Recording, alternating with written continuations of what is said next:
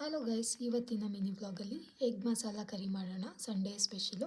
ನಾನು ಮೊದಲಿಗೆ ಬಾಂಡೆ ಇಟ್ಕೊಂಡು ಅದಕ್ಕೆ ಎಣ್ಣೆ ಹಾಕ್ಕೊಂಡು ಎಣ್ಣೆ ಬಿಸಿ ಆದಮೇಲೆ ಚಕ್ಕೆ ಲವಂಗ ಮತ್ತು ಜೀರಿಗೆ, ಕಾಳು ಮೆಣಸು, ಹಸಿಮೆಣಸಿನ್ಕಾಯಿ, ಶುಂಠಿ, ಈರುಳ್ಳಿ ಇದಿಷ್ಟನ್ನು ಹಾಕ್ಕೊಂಡು ಚೆನ್ನಾಗಿ ಫ್ರೈ ಮಾಡ್ಕೊಳ್ತಾ ಇದ್ದೀನಿ. ಜೊತೆಯಲ್ಲೇ ಗೋಡಂಬಿನೂ ಹಾಕ್ಕೊಂಡಿದ್ದೀನಿ. ಇದು ಸ್ವಲ್ಪ ಫ್ರೈ ಆಗಾದಮೇಲೆ ಟೊಮೊಟೊ ಹಣ್ಣನ್ನು ಕೂಡ ಹಾಕ್ಕೊಂಡು ಚೆನ್ನಾಗಿ ಹಸಿ ವಾಸನೆ ಹೋಗೋವರೆಗೂ ಫ್ರೈ ಮಾಡಿಕೊಂಡು ಇದಕ್ಕೆ 1 ಟೇಬಲ್ ಸ್ಪೂನಷ್ಟು ಧನಿಯಾ, 1 ಟೇಬಲ್ ಖಾರದ ಪುಡಿ, 1 table spoon garam masala, 1/2 table ಸ್ಪೂನಷ್ಟು ಅರಿಶಿನ ಪೌಡರ್ ಇದಿಷ್ಟನ್ನು ಹಾಕ್ಕೊಂಡು ಚೆನ್ನಾಗಿ ಫ್ರೈ ಮಾಡಿಕೊಂಡು ಇದನ್ನು ಮಿಕ್ಸಿ ಜಾರ್ಗೆ ಟ್ರಾನ್ಸ್ಫರ್ ಮಾಡ್ಕೊಳ್ತಾ ಇದ್ದೀನಿ. ಇದನ್ನು ಚೆನ್ನಾಗಿ ಸ್ವಲ್ಪ ನೀರು ಹಾಕ್ಕೊಂಡು ನುಣ್ಣಗೆ ಪೇಸ್ಟ್ ಮಾಡ್ಕೊಳ್ಳೋಣ.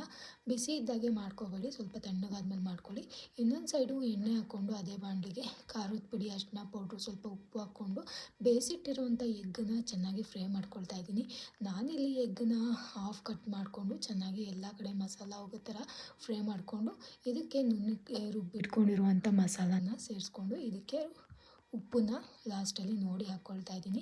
ಗ್ರೇವಿ ಕನ್ಸಿಸ್ಟೆನ್ಸಿ ಎಷ್ಟು ಬೇಕೋ ಅಷ್ಟು ನೋಡಿಕೊಂಡು ನೀವು ನೀರನ್ನು ಅಡ್ಜಸ್ಟ್ ಮಾಡಿಕೊಂಡ್ರೆ ಟೇಸ್ಟಿಯಾಗಿರೋ ಎಗ್ ಕರಿ ಮಸಾಲ ರೆಡಿ ಆಗಿಬಿಡುತ್ತೆ ರೆಸ್ಟೋರೆಂಟ್ ಸ್ಟೈಲಲ್ಲೇ. Thank you so much.